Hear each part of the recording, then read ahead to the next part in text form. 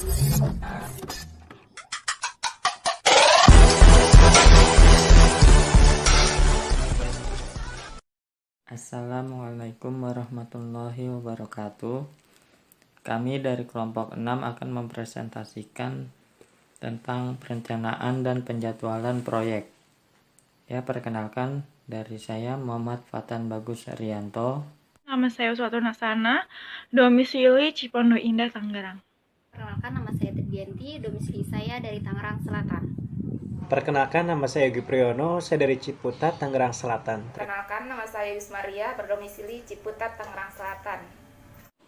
Manajemen proyek merupakan kegiatan pengelolaan perencanaan, mengarahkan sumber daya dan mengendalikan orang, peralatan, material untuk memenuhi biaya, teknis, dan kendala waktu proyek.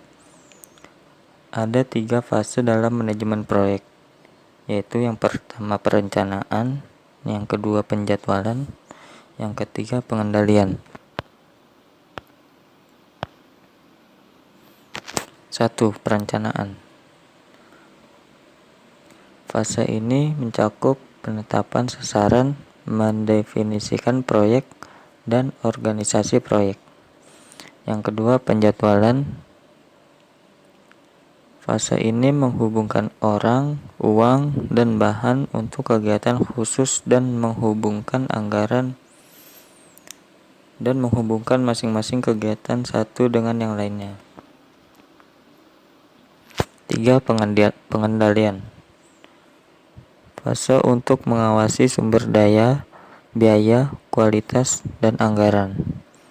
Fase ini juga dapat digunakan untuk merevisi atau mengubah rencana dan menggeser atau mengelola kembali sumber daya agar dapat memenuhi kebutuhan waktu dan biaya. Proyek adalah cara yang efektif untuk menugaskan orang dan sumber daya fisik yang diperlukan.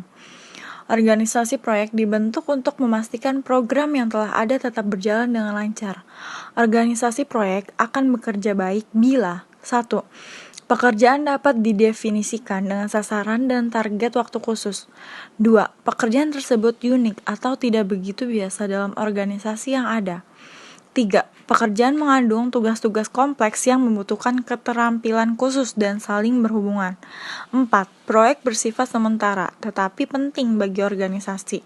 5. Proyek meliputi hampir semua lini organisasi. Selanjutnya ada penjadwalan proyek. Penjadwalan proyek meliputi pengurutan dan pembagian waktu untuk seluruh kegiatan proyek. Salah satu pendekatan proyek yang populer adalah diagram Gantt atau Gantt chart yang akan membantu untuk memastikan bahwa 1. Semua kegiatan telah direncanakan. 2. Urutan kinerja telah diperhitungkan. 3. Perkiraan waktu telah tercatat. 4. Keseluruhan waktu proyek telah dibuat. Penataan proyek. Dalam manajemen proyek terdapat beberapa hal terkait dengan penataan proyek, antara lain 1. Penataan proyek murni. Kelebihan dalam proyek ini antara lain, manajer proyek memiliki kewenangan penuh atas proyek tersebut. 2. Anggota tim melapor ke satu pimpinan. 3. Memperpendek jalur komunikasi. 4. Memiliki kebanggaan tim, motivasi, dan komitmen yang tinggi. Sedangkan kekurangannya antara lain 1. Duplikasi sumber daya. 2. Tujuan organisasi dan kebijakan diabaikan. 3. Kurangnya transfer teknologi. 4. Anggota tim tidak memiliki kawasan fungsional. 2. Penataan proyek fungsional. Untuk struktur organisasi, penataan proyek fungsional ada beberapa kelebihan dan kekurangan.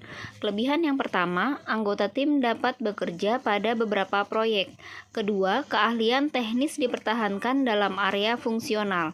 Ketiga, wilayah fungsional adalah tempat pribadi setelah proyek selesai. 4. Memerlukan pengetahuan khusus. Kekurangan yang pertama adalah aspek proyek tidak secara langsung terkait dengan area fungsional dan cepat mengalami perubahan. Kedua, motivasi anggota tim lemah. Ketiga, kebutuhan klien bersifat sekunder dan direspons secara lemah.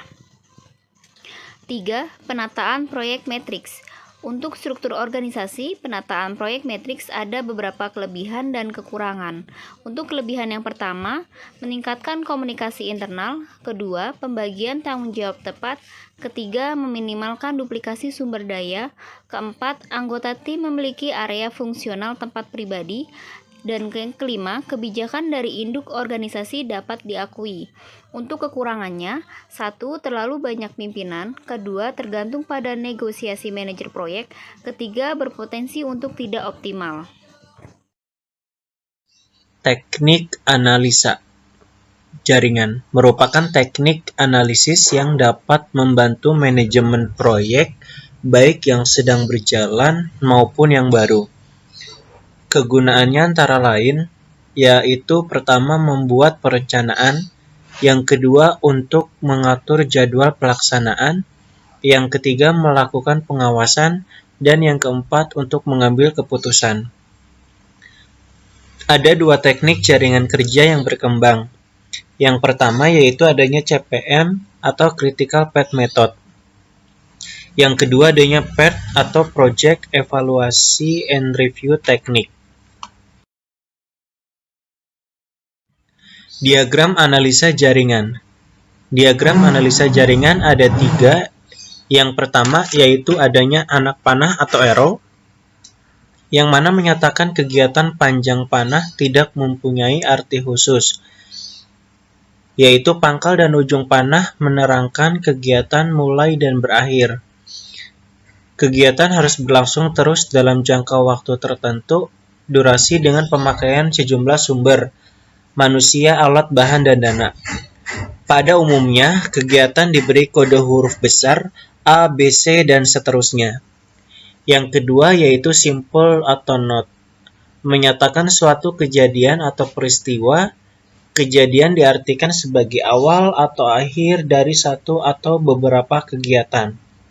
Umumnya kejadian ini diberi kode dengan dengan angka 1, 2, dan 3 dan seterusnya yang disebut nomor kejadian. Anak panah putus-putus. Yang ketiga, anak panah putus-putus menyatakan kegiatan semu atau dummy sebagai pemberitahuan bahwa terjadi perpindahan satu kejadian ke kejadian lain pada saat yang sama. Dummy tidak memerlukan waktu dan tidak menghabiskan sumber. Critical Path Method. Critical Path Method adalah teknik analisa jaringan dengan menggunakan jalur atau garis edar kritis. CPM menaksir atau memperkirakan waktu dengan pasti atau deterministik.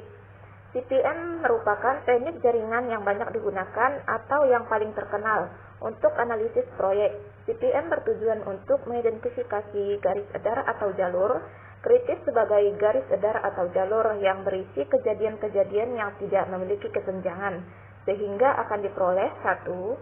Waktu mulai dan selesai paling cepat. 2. Waktu mulai dan selesai paling lambat. 3. Waktu penundaan. 4. Total waktu aktivitas atau proyek dapat diselesaikan. Langkah dasar untuk mengerjakan CPM yaitu 1. Mendefinisikan proyek dan menyiapkan struktur pecahan kerja. 2. Membangun hubungan antar kegiatan. Memutuskan kegiatan mana yang harus lebih dahulu, mana yang harus mengikuti yang lain. 3. Menggambarkan jaringan yang menghubungkan keseluruhan kegiatan. 4. Menetapkan perkiraan waktu dan atau biaya untuk tiap kejadian. 5. Menghitung jalur waktu terpanjang melalui jaringan. Ini yang disebut jalur kritis. 5. Menggunakan jaringan untuk membantu perencanaan dan penjadwalan. Project Evaluation and Review Technique merupakan teknik analisa jaringan atau networking dengan menggunakan waktu aktivitas yang bersifat probabilitas. PERT bertujuan untuk memperkirakan waktu aktivitas untuk jaringan proyek atau aktivitas sehingga akan diperoleh 1. 3 perkiraan waktu untuk masing-masing kejadian sehingga diperoleh waktu rata-rata dan varian. 2. Waktu perkiraan proyek atau aktivitas beserta rata-rata dan varians. 3. 3. Probabilitas menyelesaikan proyek atau aktivitas sesuai dengan waktu proyek atau aktivitas. Perkiraan waktu. Jika dalam CPM waktu diperkirakan dengan pasti atau deterministik, maka dalam PERT dikenal 3 perkiraan waktu, yaitu 1. Waktu paling sering terjadi atau N adalah waktu yang paling sering terjadi jika suatu aktivitas diulang beberapa kali. 2. Waktu optimis atau A adalah waktu terpendek kejadian yang mungkin di mana suatu aktivitas dapat disesuaikan. 3. Waktu pesimis atau B adalah waktu terpanjang kejadian yang mungkin dibutuhkan oleh suatu aktivitas untuk dapat selesai dengan asumsi bahwa segala tidak berjalan dengan baik.